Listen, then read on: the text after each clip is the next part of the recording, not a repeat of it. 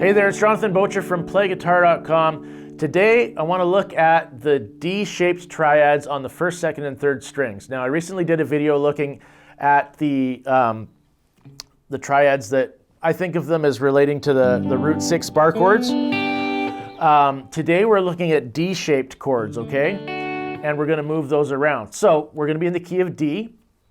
We're using only the first, second, and third strings, and we'll just start with the D major chord because I'm sure you're well familiar with that. Now, I just played the root note there, and you can do that, but you need to be very conscious of where you play the root note, okay? If you are playing these shapes in the key of D, then the root note on the fourth string can work. If you're not, because you can, of course, apply these in other keys, then you got to be very careful you're not playing that root note, right? So, strings 1, 2, and 3. There's your D shape that you all know and love. Now, how do we move this around the fretboard? Well, our root note for this chord, because we're excluding the fourth string, right? So our root note now is on the second string, third fret. That's the D, okay? So in fact, this is an inversion because we're not playing the root note on the fourth string. Don't worry about that. But what you do need to be aware of is where the root note is, right? So this is root note here, second string, third fret. So if we want to move this shape around, we need to move that root note to the appropriate place and then build our shape around that root note, right? Well, what other major chords do we have in the key of D? We've got D, and then G, and A, okay? So we've got D, and then if we go up, pick the right fret there. On the 8th fret, we've got a G, so we can apply our shape, okay? And then if we go up 2 frets, of course, we'll find an A. Okay?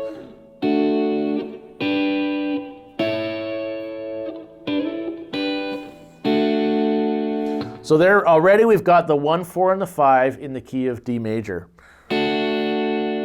What about minor chords? Well, you're probably familiar with the D minor shape here, right? But of course, D minor is not found in the key of D major, so we need to move this shape to get into a chord that is found in the key of D major, right? So we're going to go up here to E minor. So we just move our minor shape up 2 frets, okay? And in case you're not familiar with this one, got my first finger on the first string, 3rd fret, okay? 3rd finger on the 2nd string, 5th fret, and 2nd finger, 3rd string, 4th fret. Okay? That is the minor shape triad. And again, our root note is on the 2nd string. Okay, right? That's an E right there. That makes this an E minor. Now, what minor chords do we have in the key of D major? Well, if your 1, 4, and 5 are D, G, and A, then the relative minors for each of those would be B minor, E minor, and F sharp minor. So we've got B minor here, 12th fret, because that's our B string, our B, well, yeah, it is the B string. B at the 12th fret is our root note. That gives us B minor. And then I said E minor, right? So we down here again, there's our E minor. And then up 2 frets gives us our F sharp minor. Okay? So if we put all those 6 together, we get D, E minor, F sharp minor, G, A, B minor. Okay? What about the elusive 7th chord in the key, which we hardly ever use? Well, I'll throw it out just for good measure here. But this will be C sharp diminished, okay? It's just like a D shape, except we're adding 1 fret distance in between there, okay? So start with your 2nd finger, 12th fret, 1st finger, 12th fret, 3rd string, and then your 3rd finger, or however you want to do it. I guess you could use your pinky there too, but Anyways, your other finger, 14th fret, 2nd string. Okay, now you can hear how that one just really just begs to be pulled back to the tonic, right? It just leads there so nicely. Now, you may not use that chord as a chord, but you could, it's very good to be aware of its shape, because you might use just portions of it, like 2 strings perhaps, in a solo, right? You could use any of the string combinations. So, which brings us to, of course, another point. Let's just throw this chord scale together quickly here. Okay, we got our D, E minor, F sharp minor, G, A, B minor, C sharp diminished, and D. Okay? There's really a ton of different ways that you can use these. You could use just string combinations like strings 2 and 3.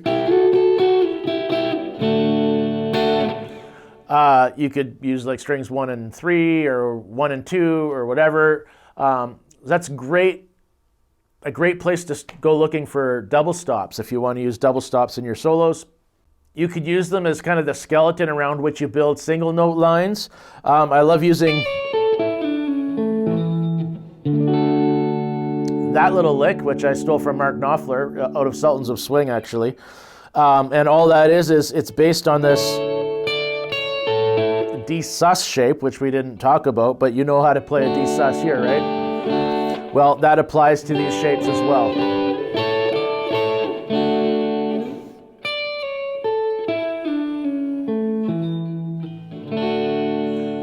Right? So there's a lot of different ways to apply these things.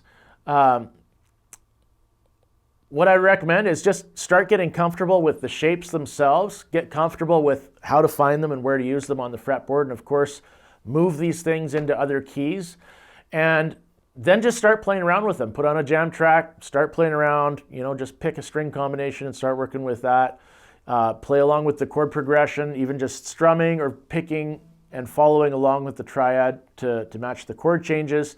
All these things are good ways to just kind of slowly start getting yourself familiar with where to place these things in a song, right? And from out of that, you'll start, the creative juices will start flowing.